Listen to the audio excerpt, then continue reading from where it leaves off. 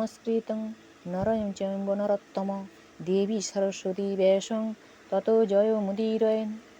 নমস্কার বন্ধুরা, আজ আমরা জানব এই ভক্তিমূলক ভিডিওতে মহাভারতের শান্তি পর্ব থেকে যুধিষ্ঠিরের প্রতি ব্যাসদেবের উপদেশ। এই সম্পর্কে আজ আমি পাঠ করে শোনাচ্ছি। এই কলিযুগে মহাভারত পড়ার মতো মানুষ সময় বের করতে পারে না, কিন্তু এই মহাভারতে যা আছে তা ভারতবর্ষেও আছে। তাই আমাদের এই পবিত্র গ্রন্থ পাঠ করা বা শোনা একান্ত প্রয়োজন।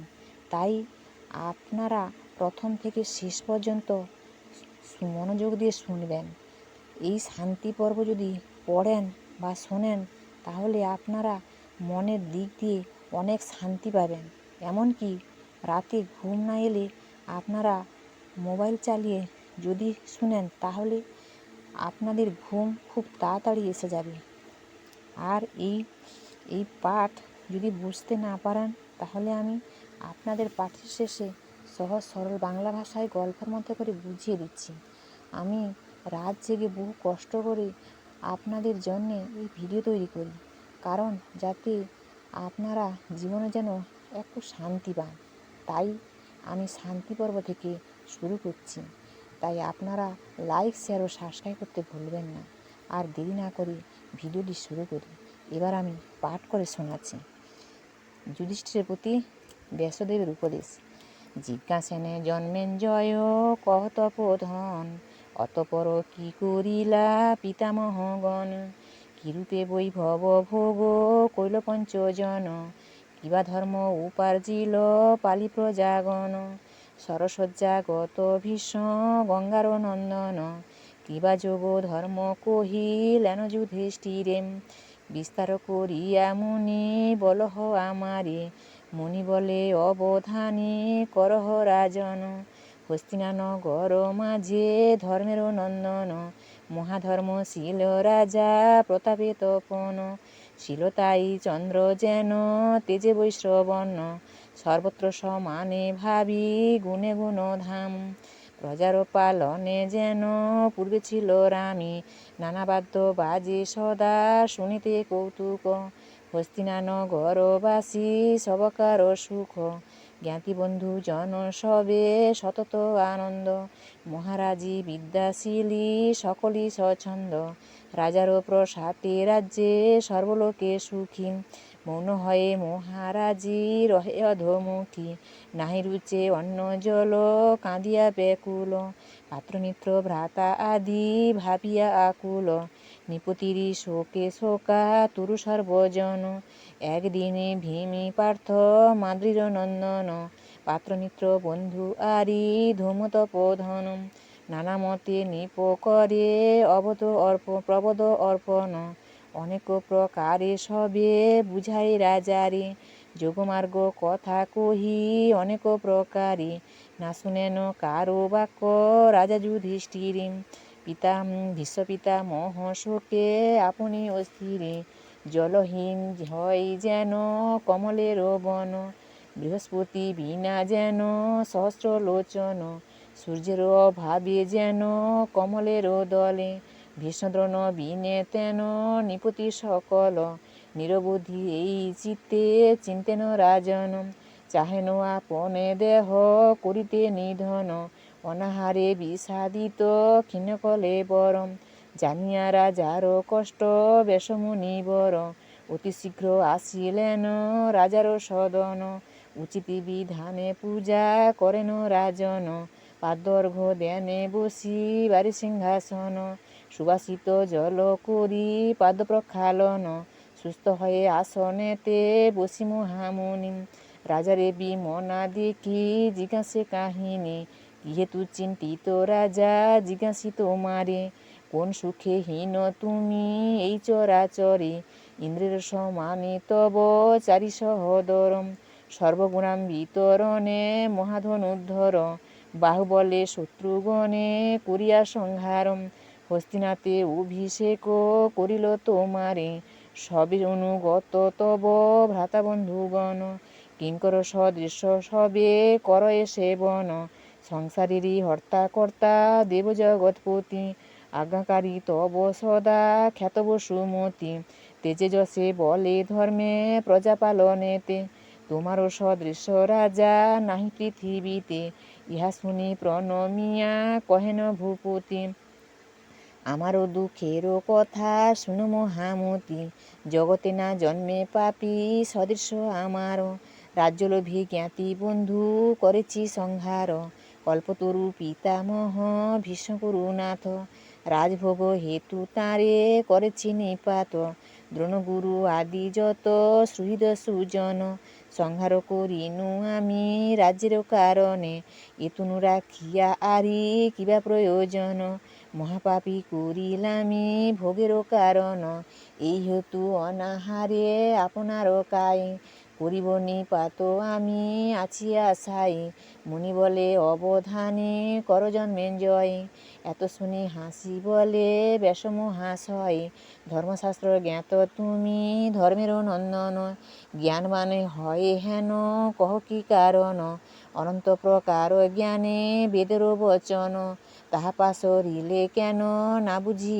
কারণ, জ্ঞান হতে লোভে ধর্ম জ্ঞানে পাপে খণ্ডে, জ্ঞানের প্রতাপে সবে তরে যমদণ্ডে, অনন্ত লোচন জ্ঞানী শুনো মহাজন, তোমাতে সে দিব্য জ্ঞানী আছে হে রাজন, কইলে হে মহাপাপী কইলে উপার্জন, জ্ঞাতিবোধ মহাপাপী কহে সর্বজন, আর হেতু কহি রাজা শুনো দিয়া মন, ধার্মিক জনেরও পাপী নহে কদাচন, তুলারাশি সম পাপী শুনহ রাজন, ধর্মের প্রতাপে ভস্ম হয় সেই ক্ষণ, সংসারের হর্তা কর্তা দেব দামোদর, যার নামে লইলে পাপহীন হয় নরম, যার নামে কীর্তন শ্রবণ দর্শনে, অশেষ পাপীরি পাপী খণ্ডে সেই ক্ষণে, সদাকালে সঙ্গে রাজা সেই নারায়ণ, কেন যুদ্ধে পাপী ভয় চিন্ত রাজন, কি হেতু আপন প্রাণে চাহ ছাড়িবারে, আত্মহত্যা সম পাপী নাহিক সংসারে, ব্রহ্মবধ নারীবধ গোহত্যা কারণ, ইহাতে নিষ্কৃতি আছে বেদেরও বচন, আত্মহত্যা পাপে রাজা নাহিক নিষ্কৃতি, আগম পুরাণ যত বেদের ভারতী, জানিয়া শুনিয়া হেন চিন্তহ রাজন, যদি বা ছয় রাজা ভ্রান্ত হও মন, মহাভারতের কথা অমৃত লহরী, শুনিলে অধর্ম খণ্ডে পরলোকে তরি।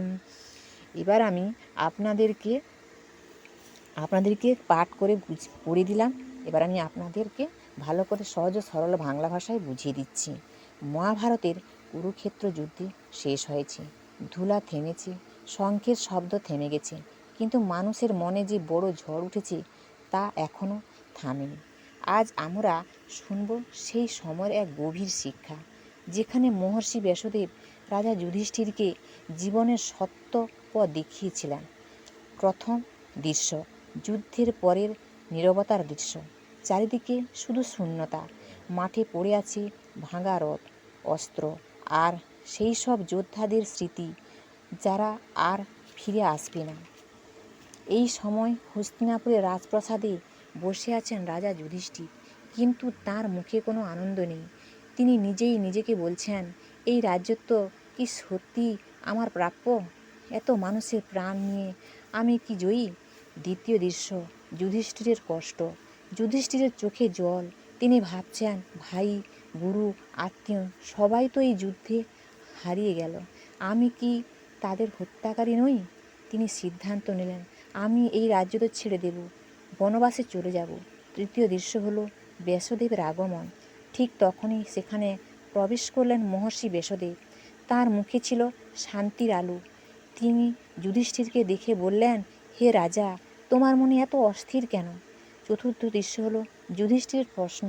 যুধিষ্ঠির কাঁদতে কাঁদতে বললেন, গুরুদেব, আমি বড় পাপী, আমার জন্য এত মানুষ মারা গেছে, আমি এই পাপ নিয়ে কিভাবে বাঁচব?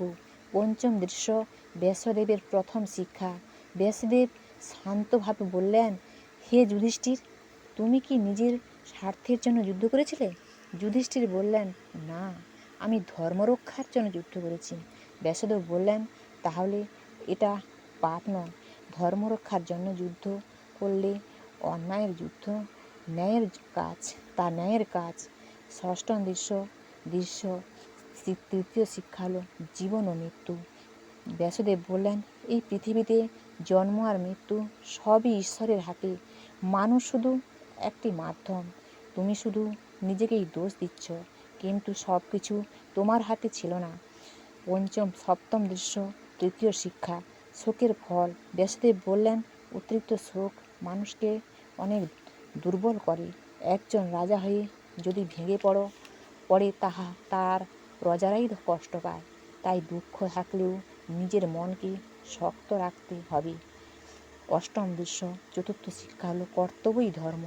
ব্যাসদেব বললেন, তোমার এখন সবচেয়ে বড় কাজ হলো ন্যায়ের পথে রাজত্ব করা, প্রজাদের সুখে রাখা। তাই তোমার সত্য ধর্ম। নবম দৃশ্য হলো যুধিষ্ঠিরের পরিবর্তন। এই কথাগুলি শুনে যুধিষ্ঠিরের মন ধীরে ধীরে শান্ত হলো। তিনি বুঝলেন, পালিয়ে যাওয়া নয়, দায়িত্ব পালন করাই সত্য পথ। তিনি দৃঢ়কণ্ঠে বললেন, আমি ন্যায়ের পথে রাজত্ব করব। শেষ অংশে এই গল্প আমাদের শেখায়, দায়িত্ব থেকে পালিয়ে নয়, সাহসের সঙ্গে কাজ করতে হয়। সব কিছু নিজের হাতে নেই, এটা মানতে শেখা দরকার। দুঃখ থাকলেও অন্যের ভালোর জন্য শক্ত থাকা দরকার। জীবনে যত কষ্টই আসুক, যদি আমরা সত্য ও ধর্মের পথে থাকি, তাহলে একদিন মন শান্ত হবেই হবে। ধন্যবাদ। আজকের ভিডিও এই পর্যন্ত। ছন্দে বন্দে যদি উচ্চারণে যদি কোনো ভুল হয়ে থাকে, তাহলে আমাকে আপনারা ক্ষমা করে দেবেন। আর যদি ভালো লেগে থাকে, তাহলে লাইক, শেয়ার ও সাবস্ক্রাইব করতে ভুলবেন না। ভগবানের কৃপায় আপনারা সবাই ভালো থাকুন। আপনাদের জীবন সুন্দর ও শুভময় হোক। জয় গুরু, জয় শ্রীকৃষ্ণ, রাধে রাধে।